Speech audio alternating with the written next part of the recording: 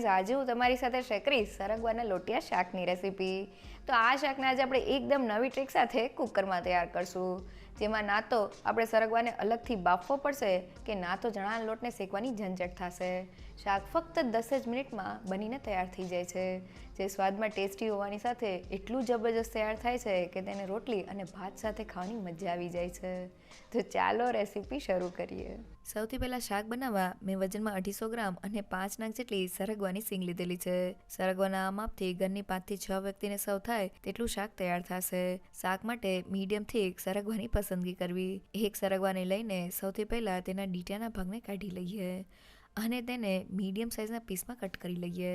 અને હવે કટ કરેલા સરગવાના પીસને અલગ કરીએ ત્યારે સરગવામાં રહેલી જાડી છાલનો ભાગ નીકળી જાય છે.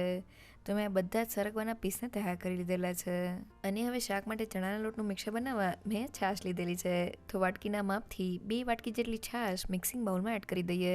તમે તેની જગ્યાએ 3/4 કપ જેટલું દહીં પણ લઈ શકો છો. હવે મેં અહીંયા ફક્ત અડધી વાટકી જેટલો ચણાનો લોટ લીધેલો છે. તેને થોડો એડ કરતાં જઈને મિક્સ કરી લઈએ. તો મેં બધા જ લોટને મિક્સ કરી લીધેલો છે અને ગાંઠા વગરનું આ રીતનું સ્મૂથ મિક્સર તૈયાર થઈ ગયું છે. આ મિક્સરની કન્સિસ્ટન્સી આપણે મીડિયમ થીક રાખવાની છે, કારણ કે મિક્સર કૂક થશે તેમ શાકમાં થીક થઈ જશે. આ મિક્સરને મેં છાશ સાથે બનાવેલું છે. તમે તેની જગ્યાએ દહીંનો ઉપયોગ પણ કરી શકો છો. સાથે મેં મિક્સરમાં અડધી વાટકી જેટલો ચણાનો લોટ એડ કરેલો છે. અહીંયા આપણે શાકને એકદમ લટપટ ગ્રેવી સાથે તૈયાર કરવું છે, એટલે ચણાના લોટનું માપ મેં થોડું વધારે રાખેલું છે. સાથે આ મિક્સરને આપણે શાકમાં જ કૂક કરી લેશું, એટલે ચણાના લોટને આપણે અલગથી શેકવાની જરા પણ જરૂર નથી. અને હવે શાકમાં એડ કરવાની કાઠિયાવાડી સ્ટાઇલ લસણની ચટણી બનાવવા ખાયણીમાં 7 થી 8 લસણની કળી, 1 પિંચ જેટલું મીઠું, 1 ચમચી જેટલું જીરું અને 1 ચમચી જેટલું લાલ મરચું પાવડર એડ કરી દઈએ અને બધી જ વસ્તુને ખાંડી લઈએ. તો બધી વસ્તુ ખંડાઈને આપણી લસણની ચટણી તૈયાર થઈ ગઈ છે, જેની સાથે શાક એકદમ ટેસ્ટી લાગશે. અને હવે ફટાફટ શાક તૈયાર કરવા મેં કુકર લીધેલું છે. તેમાં 4 મોટી ચમચી જેટલું તેલ એડ કરી દઈએ. આ શાકમાં તેલનું પ્રમાણ થોડું ચડિયાતું હોય છે. ગરમ તેલમાં 1 ચમચી રાઈ, 1 ચમચી જીરું, 1 ચમચી સફેદ તલ, 1 ઇંચ જેટલો તજનો ટુકડો, 2 થી 3 નંગ જેટલા લવિંગ, 2 સૂકા લાલ મરચા, 1 નંગ જેટલું તમાલપત્ર, થોડા લીમડાના પાન અને 1 પિંચ જેટલી હિંગ એડ કરીને વઘારને સારી રીતે સાતળી લઈએ. તો શાકનો વઘાર કરતી વખતે રાઈ જીરા સાથે થોડા સૂકા મસાલા એડ કરવાથી શાકનો સ્વાદ એકદમ સરસ આવે છે. તો આપણો વઘાર સતળાઈ ગયો છે. હવે 2 નંગ જેટલા લીલા મરચા અને 1 ચમચી જેટલું ખમણેલું આદું એડ કરીને તેને પણ સારી રીતે સાતળી લઈએ. તો આદુ મરચાં સતળાઈ ગયા છે. હવે આપણે વઘારમાં મસાલા એડ કરવાના છે. તો પહેલા ગેસની ફ્લેમ ધીમી કરી દઈએ. હવે ગરમ તેલમાં વાટેલી લસણની ચટણી એડ કરી દઈએ. સાથે અડધી ચમચી હળદર પાવડર, 1 ચમચી ધાણા જીરું પાવડર, 1 ચમચી લાલ મરચું પાવડર અને થોડું ગરમ પાણી એડ કરીને મસાલાને તેલમાં સારી રીતે સાતળી લઈએ. તો મસાલાને સાતળતી વખતે થોડું પાણી એડ કરવાથી મસાલા વઘારમાં જરા પણ નથી બળતા. વઘારમાં આ રીતના મસાલાને સાતળવાથી શાકનો સ્વાદ એકદમ સરસ આવે છે. તો મસાલા સતળાઈ ગયા છે અને તેની સાઇડ્સમાંથી તેલ છૂટું પડી ગયું છે. હવે કટ કરેલા સરગવાના પીસને એડ કરી દઈએ. સાથે સ્વાદ પ્રમાણે મીઠું એડ કરીને સરગવાને વઘારમાં સારી રીતે સાતળી લઈએ. જો જનરલી સરગવાનું શાક બનાવતી વખતે આપણે સરગવાને અલગથી બાફતા હોય છે, તેમાં પાણીમાં બધા જ સરગવાના પોષક તત્વો નીકળી જાય છે. પણ આ રીતના કુકરમાં શાકને તૈયાર કરવાથી તે એકદમ ફટાફટ બની જાય છે. સાથે સરગવાના પોષક તત્વો પણ શાકમાં જળવાઈ રહે છે. તો સરગવો સારી રીતે સતળાઈ ગયો છે.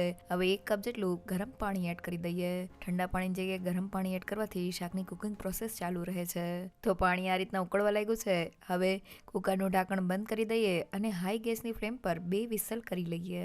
તો 2 વિસલ થઈ ગઈ છે અને આપણું કુકર ઠરી ગયું છે. હવે તેને ખોલી લઈએ અને હવે સરગવાને ચેક કરીએ તો તે એકદમ સારી રીતે બફાઈને સોફ્ટ થઈ ગયો છે. આપણે તેને ઓવર કુક નથી કરવાનું.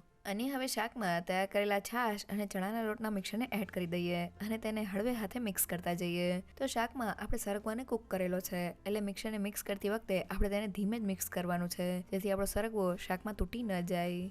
તો તમે જોઈ શકો છો કે જેમ આપણું મિક્સર મિક્સ થતું જાય છે તેમ પહેલાં કરતાં થોડું ઘટ થતું જાય છે. અને હવે શાકમાં છાશની ખટાશને બેલેન્સ કરવા માટે 2 મોટી ચમચી ગોળ એડ કરી દઈએ. ગોળને લીધે આપણું શાક મીઠું નથી થતું. 1 ચમચી ગરમ મસાલા પાવડર એડ કરીને તેને મિક્સ કરી લઈએ અને હવે ઢાંકણ બંધ કરીને શાકને ધીમા ગેસ પર 5 થી 7 મિનિટ માટે કૂક કરી લઈએ. તે લગભગ 5 મિનિટ જેવું થઈ ગયું છે. હવે ઢાંકણને ખોલી લઈએ. તો આપણું એકદમ લટપટ ગ્રેવી સાથે શાક બનીને તૈયાર થઈ ગયું છે. ગેસની ફ્લેમ બંધ કરી દઈએ અને શાક ઉપર થોડા કોથમીરના પાન સ્પ્રિંકલ કરી લઈએ. તો જોતાં જ ખાવાનું મન થઈ જાય એવું આપણું સરગવાનું લોટિયું શાક બનીને તૈયાર થઈ ગયું છે. એકવાર જરૂરથી ટ્રાય કરજો. તો કુકરમાં ફક્ત 2 વિસલમાં આપણું શાક બનીને તૈયાર થઈ ગયું છે. શાક સ્વાદમાં ટેસ્ટી અને એકદમ જબરજસ્ત તૈયાર થયું છે, જેને રોટલી અને ભાત સાથે ખાવાની મજા આવી જાય છે. જનરલી સરગવાનું શાક બનાવતી વખતે આપણે સરગવાને અલગથી બાફતા હોય છે, પણ કુકરમાં વઘાર સાથે સરગવો ફક્ત 2 વિસલમાં બફાઈ જાય છે. અને સરગવો એકવાર બફાઈ જાય પછી આપણે તેમાં છાશ અને ચણાના લોટવાળું મિક્સર એડ કરી દેવાનું છે અને તેને ધીમા ગેસ પર કૂક કરી લેવાનું છે, એટલે આપણું લોટિયું શાક બનીને તૈયાર થઈ જાય છે. જો તમને મારી આજની રેસીપી ગમી હોય તો મને કમેન્ટ સેક્શનમાં જરૂરથી કહેજો. સાથે મારા વિડીયોને લાઇક અને ફ્રેન્ડ્સ અને ફેમિલીમાં શેર કરજો અને મારી ચેનલને સબસ્ક્રાઈબ કરવાનું ના ભૂલશો. તો ફરી મળીએ એક નવી રેસીપી સાથે.